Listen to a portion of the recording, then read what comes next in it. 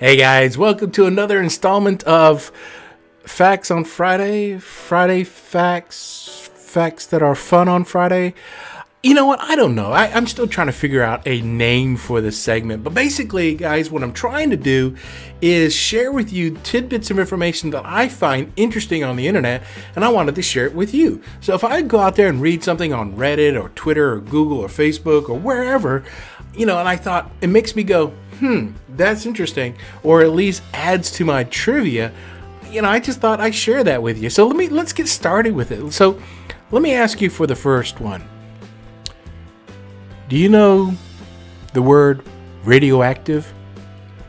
Yeah, so everybody knows radioactivity, in the science and physics world and things like that. There are songs and everything. It's even used as an adjective and adverbs. The cool thing about this is that a lady in the turn of the century, in the 19th century, turn of the 20th century, in the 1900s, she was a scientist. And her name was Marie Curie. Yeah, Marie Curie. She is very famous in the science community, but here's also something else. She's also a Nobel Prize laureate. In fact, here's something interesting. She's the first woman to ever win the Nobel Prize. She is also the only woman to have 2 Nobel Prizes. And that's even more interesting is that those two Nobel Prizes are in 2 different areas. In 1903, she won the first one in physics. In 1911, she won the second one in chemistry. Wow. So she was born in Poland, and then she moved to France, where she became a naturalized French citizen. But during World War I, she took all her proceeds from the winnings and things and the monies that she got from the Nobel Committee, and she actually donated that money to the defense of France, to war bonds. Yeah, so her adopted country, she went out and actually gave that money for the sole defense of France. In fact, the story goes on even further, is that she actually went and grabbed her gold medallions that are given to laureates, and she went to the bank, and the bank refused to cash those in. Yeah, because she wanted to give her contribution even further for the defense of France. I thought, wow, that's pretty amazing. A lady like that who's willing to give to her adopted country everything. I mean, a very prestigious award, especially being the first woman to ever earn one, much less 2 of them in 2 different subjects, now giving it as a basis for the defense of France, which is pretty astounding. And I just want to, I know just recently Bob Dylan was given the Nobel Prize for Literature. Yes, literature. I thought he was a singer, composer. Is that literature? I don't know. Somebody tell me. Yeah, it's just congratulations to him. I don't want to take anything away from him. A brilliant man. Great songs, but literature? I mean, congratulations, Bob Dylan. Anyway, so let's move on to the next one. So the next one I'm going to talk about is how the vision of one person still impacts us today, 32 years later. There's this gentleman who created a small company along with another partner, and started in a garage, and they came out with these small, products. They were niches in the industry, and they had this vision. And one day they released a new product line in 1984. Themselves to death, but we will bury them with their own confusion. We shall prevail. On January 24th, Apple Computer will introduce Macintosh. And you'll see why 1984 won't be like 1984. That's right. Steve Jobs and Apple released the Macintosh 128K in 1984. You guys would remember the lady running down the hall with a sledgehammer, and there was like Big Brother on the screen. Well, here's the thing that I wanted to share with y'all. It wasn't the fact that even though the release of the Macintosh was phenomenal in itself, there's one little detail that really made me go, that's interesting. If you look at the original photos of the original Mac 128, the keyboard didn't have any arrow keys on it. That's right. The keyboard didn't have any arrows. Well, why is that? Steve Jobs, with the new peripherals that were associated with the Mac, what was so important about the new Macintosh? And we use these things every day. This is a mouse. Right. And it was, of course, being used with a new graphical user interface, a GUI. Yeah, that's right. Steve Jobs was forcing the development community to create new applications specifically for GUI interfaces and mouse interactions. That's right. That's amazing. I mean, think about it. Before that, we were doing tabular keys and shift keys and things like that to take action against that. Remember WordPerfect? WordPerfect 5? Yeah, that's what I'm talking about, guys.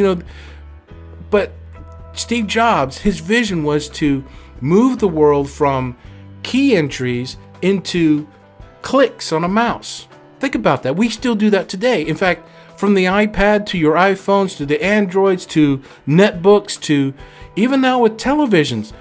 Google, the reason why this is so important, guys, if you didn't notice that, before the Macintosh, it was about keyboards and knowing quick commands and things like that. There was really no mouse interaction. Even though the mouse was invented earlier, it didn't take off. It didn't have a really strong platform to leverage until the Macintosh came out. Well, here we are today, and just recently, a couple of weeks ago, Google announced on October 4th, Google Assistant. Now, I did a video about this recently, but Google Assistant is the next layer, is the next evolution to the interfaces to technology. Think about keyboards, where the first part, then the Macintosh started bringing in the mice, and then the iPads and the tablets and the phones started to become touch screens. Now we have Google Google Assistant that is going to be your interface to your devices. In fact, it's interfaces to services, not just applications, not just to a computer screen. It is services for your benefit using artificial intelligence. So think about the evolution of the interfaces to technology. Guys, that's why I'm excited. I get passionate when I start thinking about these, the evolutionary steps of just coming up with CPUs, with keyboards and everything. Great. Then you start talking about graphical user interfaces. Then you start getting into now artificial intelligence and services that we'll be interacting with. It's not just search engines anymore, which is pretty cool. So anyway, guys, I thought I'd share that with you because I think that's amazing. So thank you, Steve Jobs. His impact is still influencing us today. So the last thing I want to round out with is, let me ask a question to all of you. I'm a geek, and I admit that, and I still have comic book heroes that I look to, and I'm really, really glad that the world of Marvel and DC and comic book heroes are coming back. I mean, it's amazing, right? When I was growing up, Thor and Doctor Strange were my two favorite comic book heroes. Yes, I had Green Arrow also and Green Lantern, but here's the thing, in the Marvel Universe, it was Thor and Doctor Strange. And of course, I'm so excited about Thor's next movie and Doctor Strange's next movie. It brings tears to my eye. I get emotional because I can't wait to see these things because they were my comic book heroes when I was growing up. Well, there's this gentleman, if you don't know, his name is Lou Ferrigno. You guys remember Lou Ferrigno? Yeah, Lou Ferrigno. You remember he used to be Mr. Universe? Just like Arnold Schwarzenegger, personal trainer, weightlifting star. I mean, massive, massive amounts. I mean, just go out there, Lou Ferrigno, do a Google search on him. But this guy,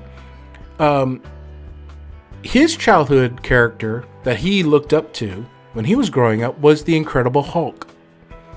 And think about it, the Incredible Hulk, when he loved as a kid, and now he's a personal trainer and a world-class weightlifter, bodybuilder, big, massive guy.